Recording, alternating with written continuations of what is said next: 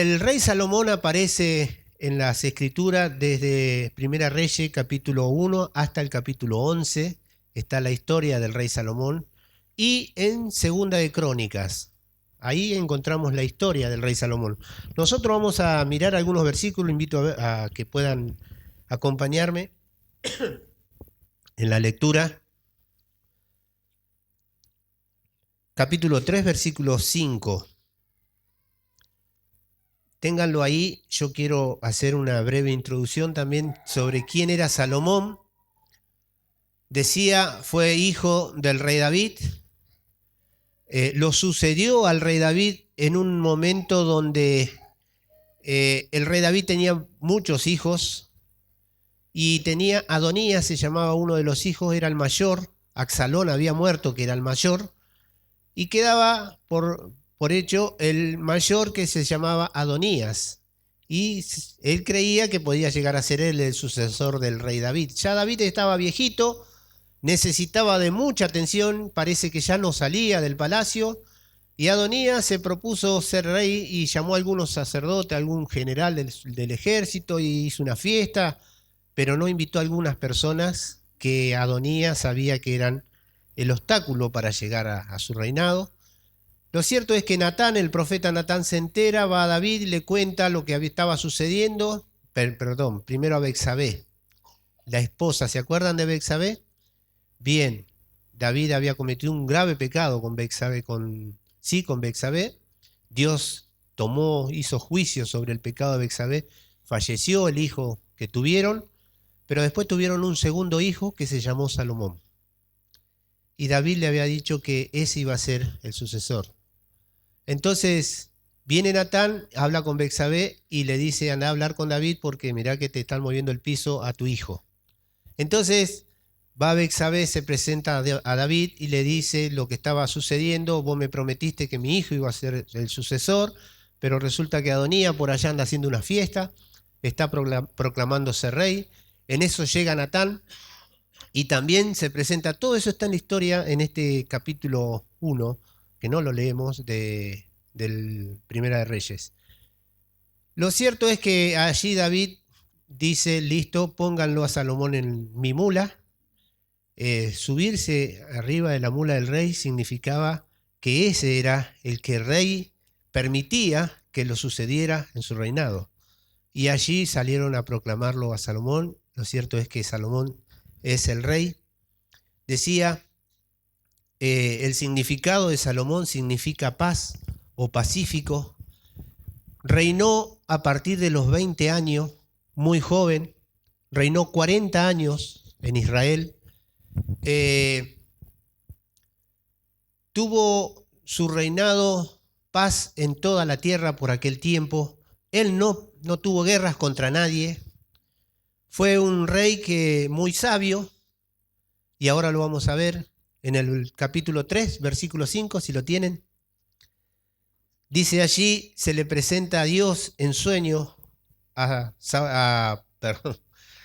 Salomón y le dice, y se le apareció Jehová a Salomón en Gabaón una noche en sueños y le dijo, Dios, pide lo que quiera, que yo te lo daré. Versículo 7, para no leer tanto. Ahora pues, Jehová Dios, tú me has puesto a mí, tu siervo, por rey en lugar de David mi padre, y yo soy joven y no sé cómo entrar ni salir.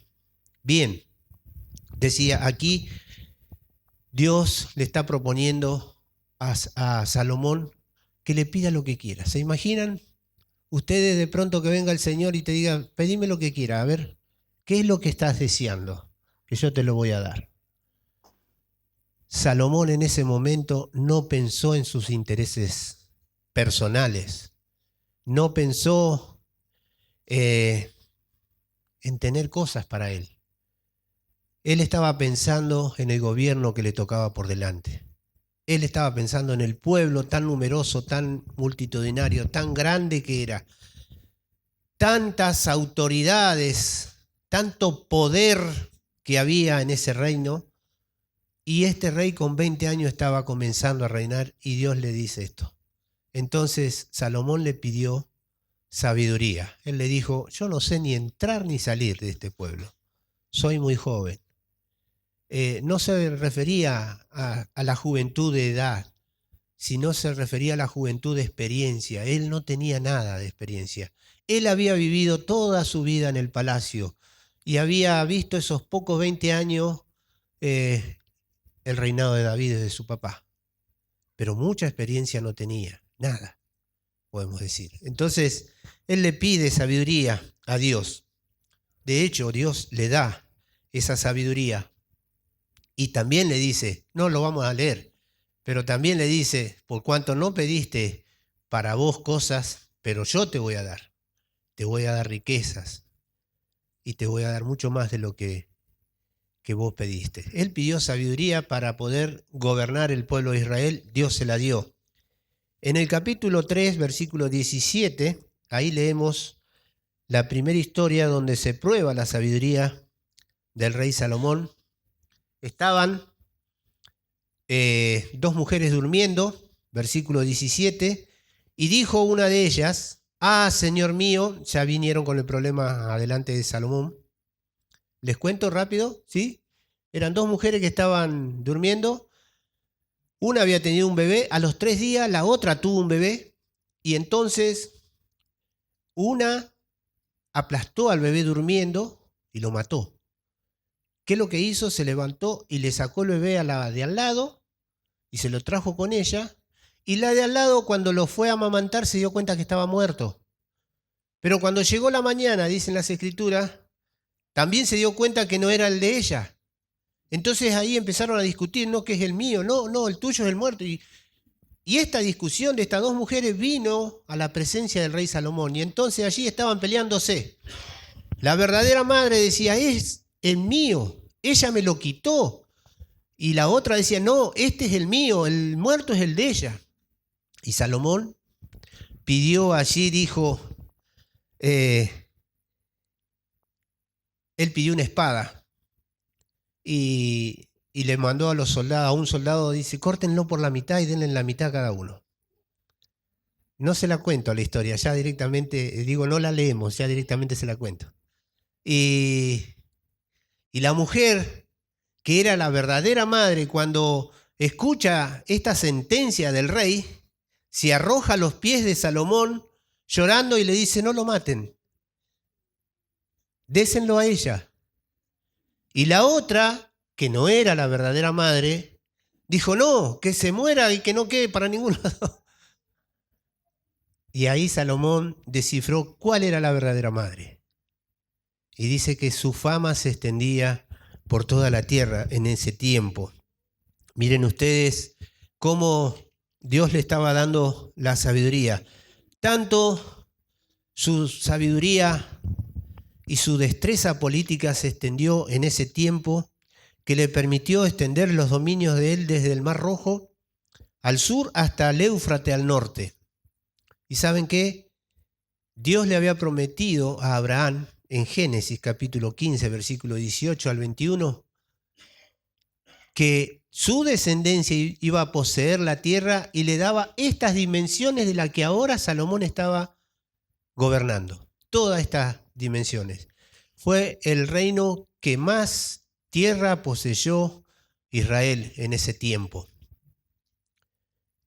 Acompáñenme, sí, ahora en Primera Reyes 4, 32 al 34. Al 34. Dice, entre las cosas que pasaron con Salomón, él compuso 3000 proverbios y sus cantares fueron 1005. También disertó sobre los árboles, desde el cedro del Líbano hasta el hisopo que nace en la pared. Él sabía todas estas cosas y hacía disertaciones de las algas, del hongo de la pared también. Asimismo disertó sobre los animales, sobre las aves, sobre los reptiles y sobre los peces. Y para oír la sabiduría de Salomón venían de todos los pueblos y de todos los reyes de la tierra a donde había llegado la fama de su sabiduría. ¿Cuánta sabiduría que tenía Salomón? ¿Cuán sabio era? 3000 proverbios, 1005 cantares. Nosotros tenemos muchos de esos proverbios registrados en las Escrituras, en el libro de Proverbios, y muchas de esas canciones en Cantar de los Cantares. Estos dos libros fueron escritos por Salomón. También en el capítulo 6, no lo vamos a leer, allí está la construcción del templo. Recuerdan que David había deseado construir el templo, pero Dios le dijo, no, has derramado mucha sangre, tu sucesor lo va a construir. Y allí estaba Salomón. Ya David había hecho todas las preparaciones, pero aún Salomón siguió con la sabiduría que Dios le dio. Y leía en los comentarios, leía en la Biblia de Ryrie, daba dos medidas Ryrie en la composición, en la estructura del templo que hizo. Las medidas oscilaban entre, ¿por qué le digo dos medidas? Porque el codo, en el Antiguo Testamento, en la mayoría de los libros, medía 45 centímetros. Pero según Segunda Crónicas, podía llegar a medir, a ver que lo anoté por acá, 52 centímetros, 25 centímetros. Así, 52 centímetros casi medio. Entonces, de acuerdo a Ryrie, se puso a hacer los números él y sacó que la medida del templo eran entre 27 y 31 metros de largo. Esto tiene 17 metros. Este salón tiene 17 metros de largo. El templo medía 27 a 31 metros y medio de largo. De 9 a 10 metros y medio de ancho. Esto tiene 5 metros de ancho. Para que nos demos una idea de lo que era el templo en aquel tiempo. Y de alto, de 13 metros y medio a 15, casi 16 metros. Esto tiene 7, o sea que tenía el doble de altura el templo. Y era más ancho y era más largo, para que notemos. Ahora, allí en el capítulo 6, va narrando el escritor que cerca de Jerusalén había una cantera donde se trabajaba la piedra y traían la piedra de la cantera para colocarla en el templo. Y se armó el templo sin usar martillo. No hubo ruido. Se revistió con toda madera de cedro por dentro. Se utilizó mucho oro. Un templo totalmente lujoso que duró hasta el tiempo en que los babilonios entraron, invadieron Israel y bueno, se llevaron. Una de las causas por las que Babilonia invade Israel es porque uno de los reyes en aquel tiempo, Ezequías, me parece que era, no tuvo la mejor idea que ir y invitarlo a los reyes de Babilonia que vengan, y le mostró el templo. Y le mostró todos los utensilios de oro. Todo era en oro. Todo era en oro. Dice que la plata en aquel tiempo prácticamente no tenía valor. No se usaba. Era todo oro. La cantidad de oro que recibía Salomón por año era majestuosa. Era terriblemente cantidades. Le traían de todos lados. Había dividido el reino de Israel en 12, con 12 gobernadores, que cada gobernador se encargaba de mantenerlo por mes a él y a todo el palacio y a toda la familia. O sea, cada gobernador se encargaba. Tenía un gobernador por mes para los 12 meses del año. Salomón era cuidado, sustentado, alimentado, provisto por todas estas cosas. Todo esto nos cuenta sobre la historia de Salomón. Fue famoso, como decía, venían de lejanas tierras para conocer esta sabiduría de este hombre. Lean conmigo capítulo 10, versículo 1 de Primera Reyes.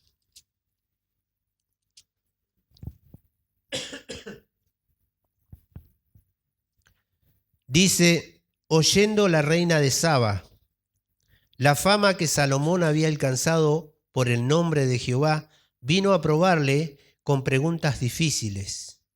Y vino a Jerusalén con un séquito muy grande, con camellos cargados de especias y oro en abundancia, y piedras preciosas, y cuando vino a Salomón, le expuso todo lo que en su corazón tenía. Y Salomón le contestó todas sus preguntas, y nada hubo que el rey no le conteste. Y cuando la reina de Saba vio toda la sabiduría de Salomón y la casa que había edificado, asimismo la comida de su mesa, las habitaciones de sus oficiales, el estado y los vestidos de los que le servían, sus maestresalas y sus holocaustos que ofrecía en la casa de Jehová, se quedó asombrada, dice. Sigue el relato allí. Pero quería decirles, la reina de Saba era la soberana de los sabeos. Más de 2000 kilómetros recorrió esta soberana para venir a hablar con Salomón. No vino con una estrategia política, ni tampoco vino para comercializar. Simplemente vino para oír si era cierto todo lo que ella le habían contado. Y se ve que era una mujer muy inteligente, porque vino para probarle, dice, con preguntas difíciles. Era una mujer que sabía hacer preguntas. Entonces, no era una mujer común y corriente, era la reina de los sabeos. También otra de las cosas que encontramos, ella dice que se quedó asombrada. Es como que la idea que da el original es que quedó la boca abierta. No sabía qué responder. Así quedó esta mujer. ¿Se imaginan una mujer no saber qué responder? Siempre tienen respuesta las mujeres. Para todo tienen respuesta. Y tienen pregunta también. Pero esta se había quedado así, la boca abierta. Pero mucho más. También dice que ella no solamente que quedó asombrada, no por lo que escuchó del rey Salomón, sino también por lo que vio. O sea que el rey la invitó a tener una entrevista con él, pero también la invitó a que se quedara, a que pasara un tiempo con él y con toda su servidumbre en el palacio para que viera, para que conociera. Y por eso es que quedó sin palabra esta mujer. Tanta majestuosidad, tanto lujo, tanto que sabían tan bien vestidos los sirvientes, la comida que comían, pero también cómo estaba adornado no solamente el palacio, sino todas las casas. Una de las construcciones que yo le nombré del templo, pero él también construyó su palacio y también construyó una casa para la reina y también tuvo otras construcciones en su reino. Fue un hombre muy, pero muy inteligente y todo lo hacía a lo grande. Todo lo hacía a lo grande, muy majestuoso. Esta reina había quedado así de asombrada a tal punto que lo alaba a él y se asombrada porque ¿cómo puede ser? Qué lindo es ser uno de tus sirvientes, porque qué alegría, dichosos los sirvientes que están todos los días escuchando de tu sabiduría. Qué bárbaro. Pero también ella alaba a Dios y le dice, dichoso, glorioso tu Dios, que ama a tu pueblo y que te ha puesto a ti para que gobernara. Así esta reina estaba tan sorprendida por todo lo extraordinario que veía. En el capítulo 11, versículo 1 al 3, allí vemos comienza la decadencia de Salomón. Leemos, dice capítulo 11, versículo 1, pero el rey Salomón amó, además de la hija de Faraón, a muchas mujeres extranjeras, a las de Moab, a las de Amón, a las de Edom, a las de Sidón y a las Eteas, gente de las cuales Jehová había dicho a los hijos de Israel, no os llegaréis a ella, ni ellas se llegarán a vosotros, porque ciertamente harán inclinar vuestros corazones tras sus dioses. A estas pues se juntó Salomón con amor, dice, y tuvo 700 mujeres reinas y 300 concubinas, y sus mujeres desviaron su corazón.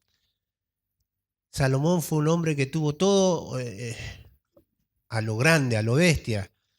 Y también vemos aquí que Salomón tenía una debilidad. Es evidente la debilidad que él tenía. Si alguno no se enteró, ahora se está enterando. 700 reinas tuvo. Y 300 concubinas. 1000 mujeres. Un hombre que no sabía cuidarse y nunca respetó la ley de Dios. En esto él fue muy débil y esto fue causa de su decadencia. Acá es donde Salomón comienza a decaer. A pesar de tanta sabiduría, a pesar de tanto lo que él tenía, se perdió detrás de las mujeres.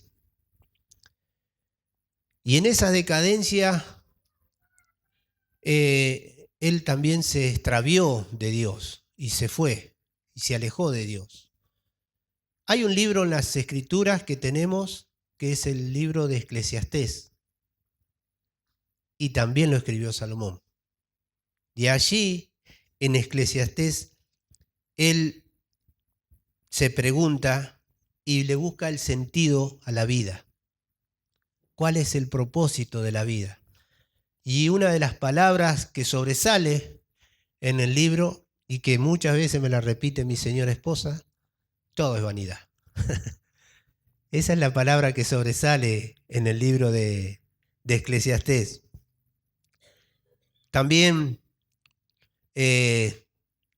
ahí en el libro de Eclesiastés, él está dándonos la respuesta a cada uno de nosotros, aquellos que quizás alguna vez te has puesto a pensar cuál es el propósito para tu vida, por qué Dios te puso acá, cuántas oportunidades tenés. Quiero decirte que tenés un solo tiro o quiero decirte que tenés una sola oportunidad o mejor te quiero decir que tenés una sola vida.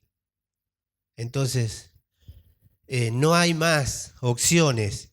Hay que saber, entender cuál es el propósito para tu vida, que no es el mismo para mi vida.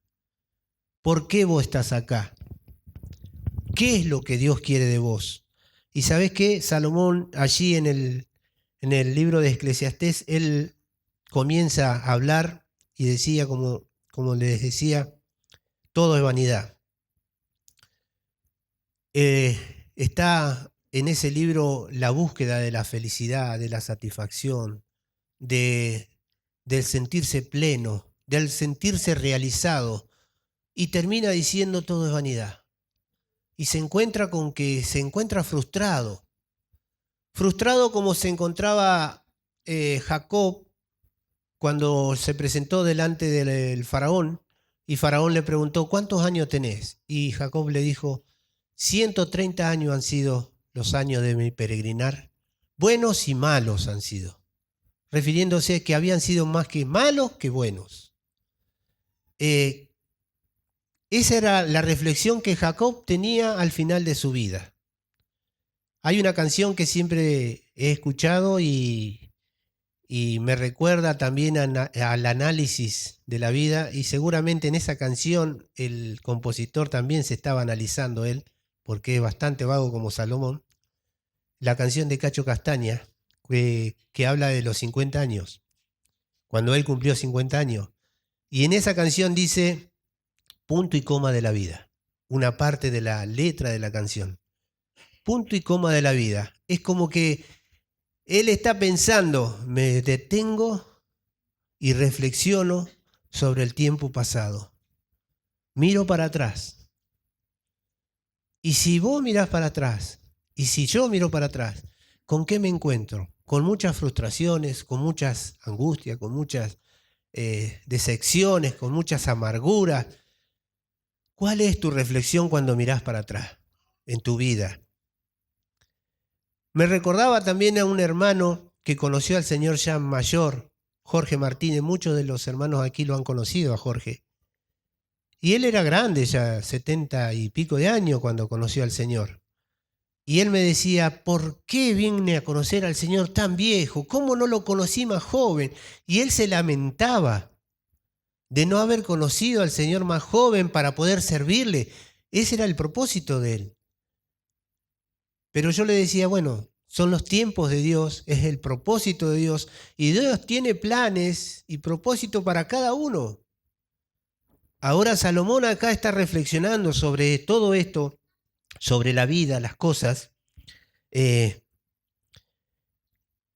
y acá él está dándose cuenta que la respuesta, porque él se pregunta que él está viendo todo lo que sucede debajo del sol. Esa es una frase que también está en Eclesiastés, debajo del sol.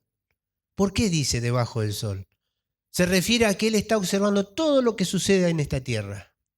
Y no hay satisfacción, no hay plenitud de todo lo que vos podés encontrar en esta tierra. Él no se encuentra satisfecho de todo lo que pudo hacer. Piensen ustedes, el rey Salomón, que fue un hombre que tuvo todo lo que un ser humano puede o anhela tener, lo tuvo él. Pero no encontraba satisfacción debajo del sol, termina diciendo. Y entonces él comienza a reflexionar y a decir, bueno, acá el propósito no es mirar debajo del sol, sino es mirar arriba del sol. ¿Quién está ahí arriba? Y entonces él reflexiona y me viene a la mente un versículo de Proverbios. El principio de la sabiduría es el temor del Señor. Él lo escribió, pero en un momento él se había perdido y se había olvidado. Y él está reflexionando y termina el libro de Eclesiastés dándonos consejos a todos nosotros para que pensemos sobre cómo está nuestra vida. Salomón recomienda acercarse a Dios temprano, dice, siendo joven. Si ustedes leen los últimos capítulos de Eclesiastés, capítulo 11, versículos 9 y 10, los últimos dos versículos del libro del capítulo 11 de Eclesiastés y el versículo 1 del capítulo 12, allí está la respuesta que Salomón le está dando a todos los seres humanos. Y él dice que tiene que volverse siendo joven, porque el mundo y los deseos pasan y no cumplen o no te satisfacen todo lo que vos puedas hacer, realizar, tener o encontrar en esta vida. Mientras que una relación cercana a Dios, ahí sí te traerá satisfacción, no solamente para tu alma, sino también para tu vida. Obvio que vamos a tener problemas, obvio que vamos a tener dificultades, obvio que la vida del creyente no es color de rosa, pero ¿saben qué? Cuando está Cristo en nosotros, es Él el que nos da la fortaleza para enfrentar esas situaciones. Es Él el que nos da las ganas de continuar a pesar de. Es Él el que consuela aún en los dolores más grandes que podamos pasar.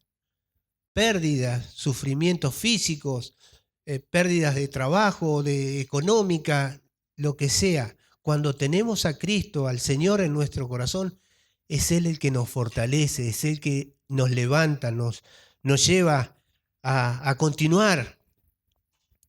Salomón, que lo tuvo todo y en grandes cantidades, nos recomienda a cada uno de nosotros que podamos disfrutar del trabajo, la comida, la bebida, pero todo sin exceso, ahí, en la medida justa.